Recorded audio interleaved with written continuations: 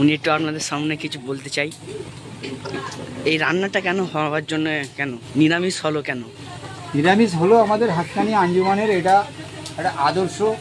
নবী করিম সাল্লাল্লাহু আলাইহি সাল্লাম যে নীতি, যে আদর্শ যেটা আমাদের হাক্কানি আঞ্জুমান তুলে ধরেছে, যে আমাদের আলুর কুরমাটা অ্যাকচুয়ালি নিরামিষ, এখানে মাছ মাংস ডিম হয় না, কেন এতে একটা মনক্ষুণ্ণ হওয়ার জন্য কারু পাতে একটু বেশি যাবে, কারু পাতে কম যাবে, এই নিয়ে হয়তো নিজেদের লোক থাকলে হয়তো একটু বেশি করে দিয়ে দিল, তার জন্য হয়তো আমার অপোজিট সাইডে যে রইলো তার একটু মনে একটু কষ্ট হলো যে একটু নিজেদের লোক ভেবে একটু বেশি একটু মাছ মাংস ডিম দিয়ে দিল, আমার দিল না। যার জন্য আমার আজম গাজী রহমতুল্লাহ নবী করিম সাল্লাল্লাহু আলাইহি ওয়াসাল্লামের আদর্শই যে আমাদের একটাই হবে, সর্বজাতি উপভোগ করতে পারবে আলুর কোরমা।